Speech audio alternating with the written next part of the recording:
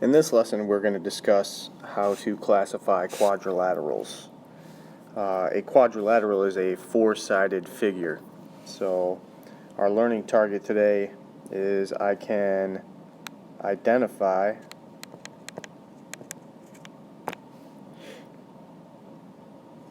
quadrilaterals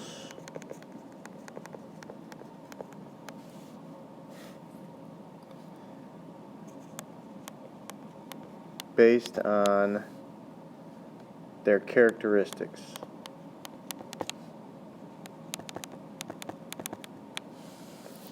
So our first four-sided shape we're going to discuss today is called a parallelogram. Okay, and this is kind of what a parallelogram looks like. Some of you might be familiar with it. And the characteristics for a parallelogram is that opposite sides are parallel. So we can mark that parallel to each other just like that. Alright, opposite sides are parallel. And we're going to get deeper into some other characteristics of parallelograms eventually, but we're going to just stick with that for now. Alright, let's go on to a rectangle. Many of us know what a rectangle looks like. So we're going to draw a rectangle, and we're going to talk about what a rectangle is and what its characteristics are. Now, first of all, a rectangle is a parallelogram. It is a parallelogram. Okay, so opposite sides are parallel.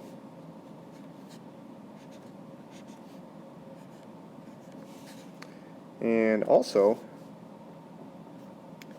it has four right angles. So we have four right angles as well. That's what makes a rectangle a little bit more distinct. Alright, so it's a parallelogram with four right angles. Alright, let's move on. Okay, so the next shape we have is called a rhombus. A rhombus looks something like that. Okay, and its characteristics: it is a parallelogram.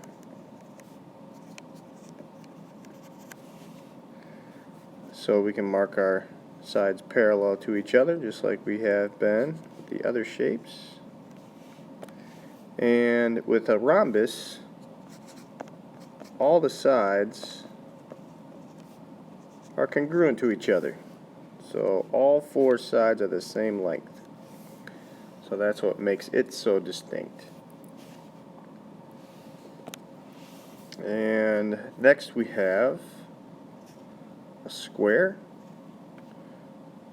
Most of us know what a square looks like.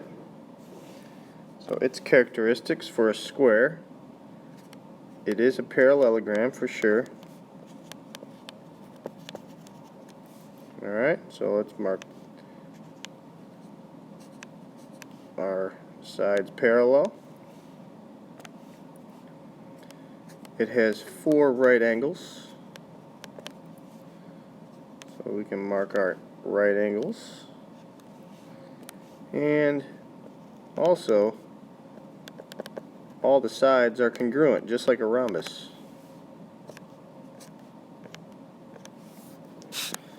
So technically, a square is a rhombus, a square is a rectangle, a square is a parallelogram. Alright? And that's kind of how that works. A square is all the above. Alright, so that's the family of parallelograms in the kingdom of quadrilaterals. So let's do the last two. We're going to talk about a trapezoid. Okay, trapezoid looks something like this. Alright, now with the trapezoid, it only has one pair of parallel sides. Okay, you guys can see that. Those are called the bases, by the way. Alright, and if the two non-parallel sides are congruent, that's called an isosceles trapezoid. Okay?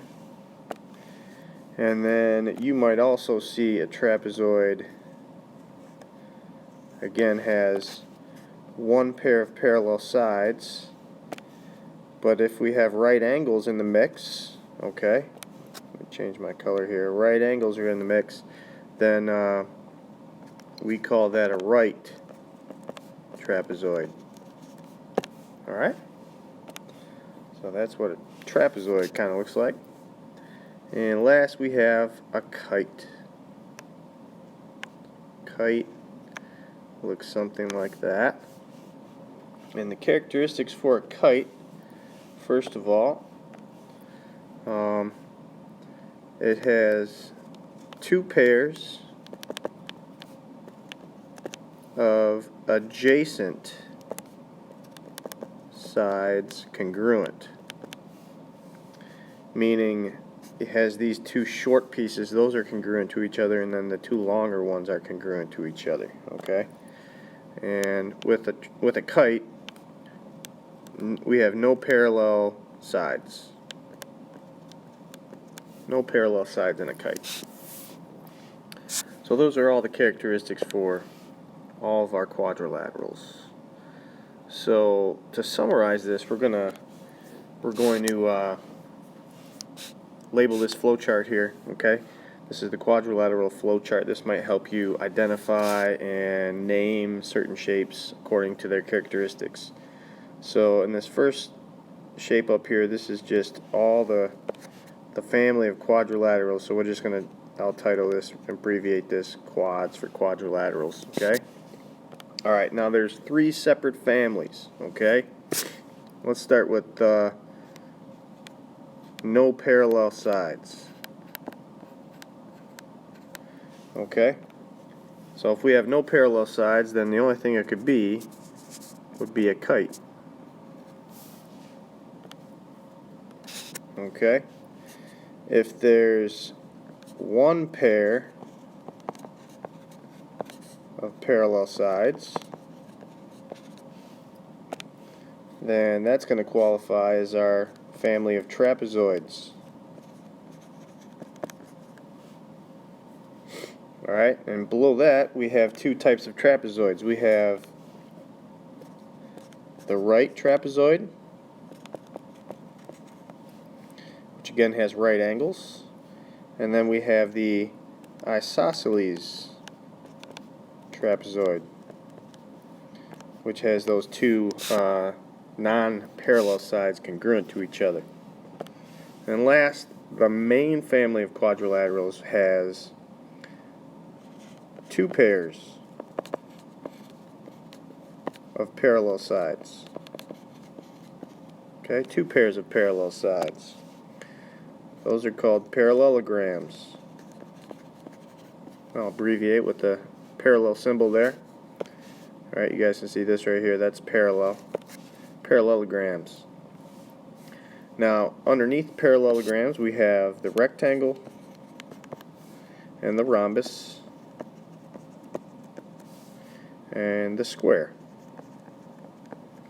Notice the square is beneath everything else because a square technically is everything above it.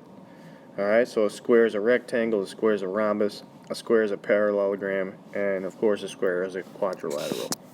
So that might help you identify and name shapes based on their characteristics. Hope you got something out of this lesson, and have a nice day.